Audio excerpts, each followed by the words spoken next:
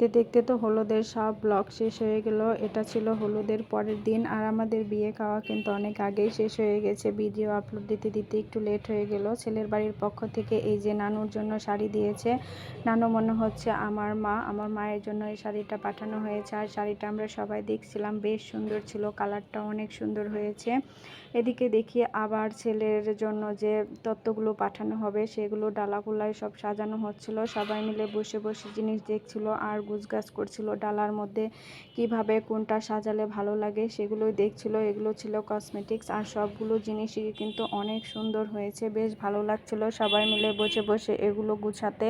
ছেলের জন্য যা যা ছিল, ছেলের আত্মীয় স্বজনের জন্য, ফ্যামিলি মেম্বারদের জন্য যা যা ছিল সব কিছু এই ডালায় সাজিয়ে দেওয়া হবে। এখানে ছেলের জুতা, তারপরে হচ্ছে বিয়ের পরে কি কি পরবে সবগুলোই একসাথে দিয়ে দেওয়া হচ্ছে।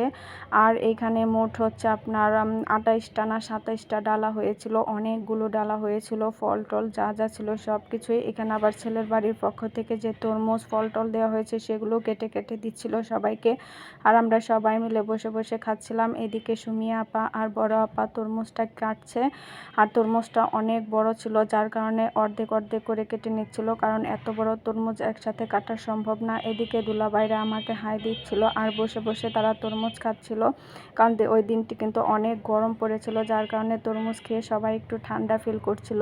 এভাবে কিন্তু সবাই মিলেমিশে খেতে ভালোই লাগে। এদিকে দেখি ভাগ্নিরা আবার একটু গুছল টুছল করে বসে আছে। যাই হোক, ডালাকুলা তো সাজানো শেষ, এখন র্যাপিং পেপার দিয়ে সব কিছু সুন্দর মতো প্যাক করে নিয়েছে।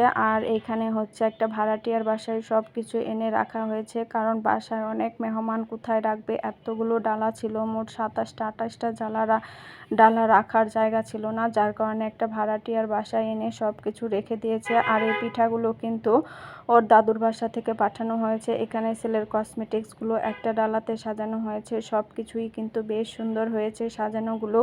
আর স্পেশালি মেয়ে কিন্তু নিজে থেকে সব কিছু এরকম করে সাজিয়েছে। আরও অনেক কিছুই ছিল যেগুলো তো ভিডিওতে নিতে পারিনি। এরপর বিকেলবেলা আমরা সবাই মিলে একটু বের হয়েছি চটপটি ফুচকা খাওয়ার জন্য, কারণ বাসায় বসে থাকতে আর ভালো লাগছিল না। আর যারা হলুদ দিতে যাবে তারা তো রেডি হচ্ছিল, আমরা যাব না, যার কারণে বাসায় আমরা বিকেলবেলা হচ্ছে ফুচকা চটপটি খাওয়ার জন্য যাচ্ছিলাম। এদিকে আমাদের আলিশা মনিরকেও কিন্তু অনেক সুন্দর লাগছে। যাই হোক, হেঁটে হেঁটে যেতে হবে মেন রাস্তার দিকে, কারণ বাসাটা একটু গলি আছে, যার কারণে হচ্ছে ওদিক থেকে রিক্সা তেমন একটা পাওয়া যায় না।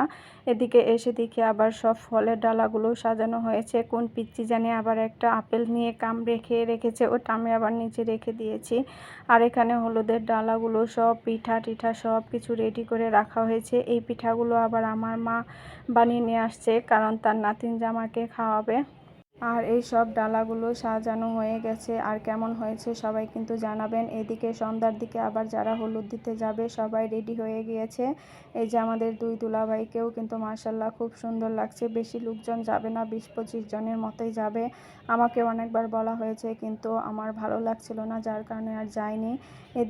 দেখুন সবাই রেডি সেডি হয়ে বসে আছে। আর এদিকে লিথি তো ঘেমে পুরো অস্থির, কারণ অনেক আগেই রেডি সেডি হয়ে এসেছে। এদিকে সবাই আমাকে একটু হাই করছিল, সবাইকে মাশাআল্লাহ খুব সুন্দরই লাগছিল।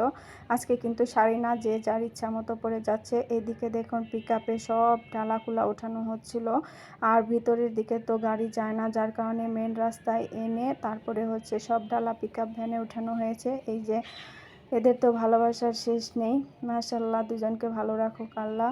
এই যে সব গাড়ি চলে এসেছে, এখন সবাই চলে যাবে ছেলের হলুদ দেওয়ার জন্য।